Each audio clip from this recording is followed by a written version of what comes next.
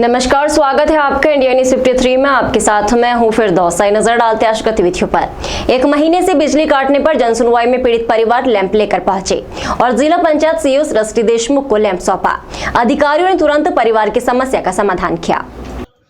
मंगलवार को आयोजित जनसुनवाई में कई शिकायतें आई। इस दौरान एक शिकायत ग्राम लोनी के सामने आई, जिसमें पीड़ित परिवार के साथ भीम आर्मी के राष्ट्रीय उपाध्यक्ष दत्तू मेढे हाथ में लैंप लेकर पहुंचे। जिला पंचायत सीईओ सृष्टि देशमुख को शिकायत की कि पीड़ित समाधान सावड़े के घर की बिजली 1 महीने से कटी है। हर माह बिल बढ़कर आ रहा है, इसलिए भर नहीं पा रही है। बच्चे अंधेरे में पढ़ाई करने को मजबूर है। शिकायत सुनने के बाद जिला पंचायत सीईओ ने डिप्टी कलेक्टर को निर्देशित किया। उन्होंने बिजली कंपनी अफसरों से चर्चा की। कुछ राशि जमा कराने पर कनेक्शन जोड़ने की बात कही। वही परिवार काफी समय तक कलेक्टर कार्यालय के बाहर धरना देकर बैठा रहा। परिवार ने बताया कि उनका बिल प्रति माह बढ़कर आ रहा था, जिसके बाद उन्हें ये कदम उठाना पड़ा। भीम आर्मी के राष्ट्रीय उपाध्यक्ष दत्तू मेढे ने बताया कि मोदी सरकार झूठी योजनाएं चला रही है। गरीब बच्चों को आज भी परेशानी का सामना करना पड़ रहा है। हम जिला प्रशासन के अधिकारियों को ये लैंप देने आए थे ताकि वो एक दिन 1 घंटा इस लैंप पे गुजार सके, तो पता चलेगा क्या तकलीफ होती है।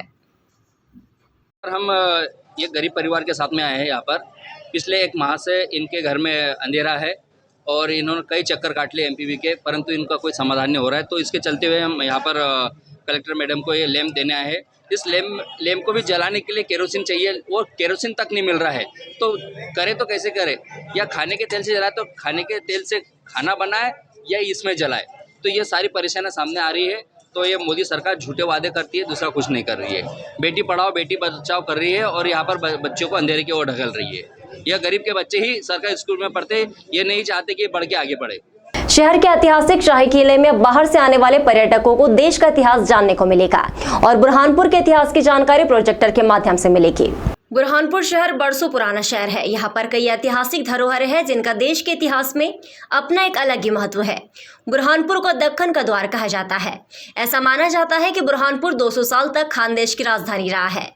यहाँ कई राजाओं ने राज किया है, जिनका इतिहास में आज भी वर्णन है। लेकिन अब के इतिहास को केवल पुस्तकों, ऐतिहासिक लाइब्रेरी में नहीं, बल्कि प्रोजेक्टर के माध्यम से लोगों तक पहुँचाने के लिए शहर के शाही किले में विशेष व्यवस्था की गई है। पुरातत्व विभाग द्वारा शाम होते ही शहर में लाइट साउंड सिस्टम के साथ साथ प्रोजेक्टर के माध्यम से बुरहानपुर का इतिहास पर्यटकों तक पहुंचाया जा रहा है।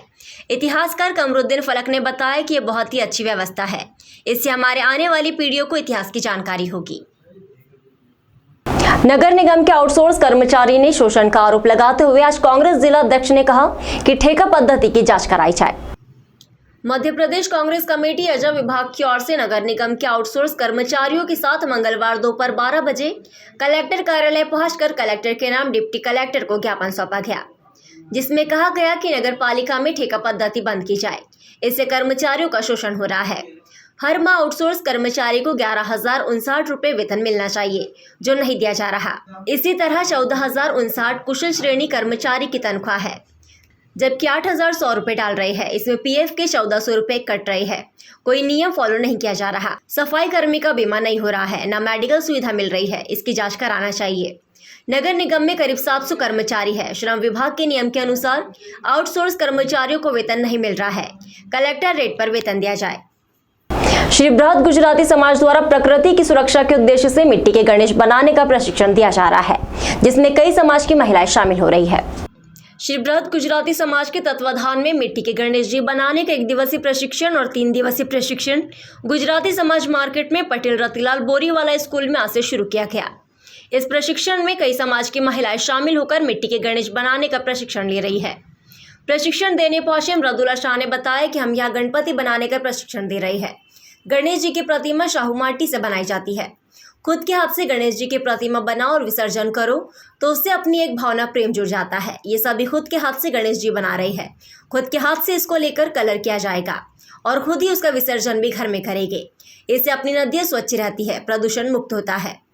वही श्री बृहद गुजराती समाज के अध्यक्ष मनोज तारवाला जी ने बताया कि प्रकृति में जो असंतुलन हो गया है, उस बात का ध्यान में रखते हुए हमारी जो नदियाँ दूषित हो रही है, उसको लेकर बुरहानपुर श्री बृहद गुजराती समाज का अध्यक्ष होने के नाते मेरी ओर से छोटा सा प्रयास किया जा रहा है।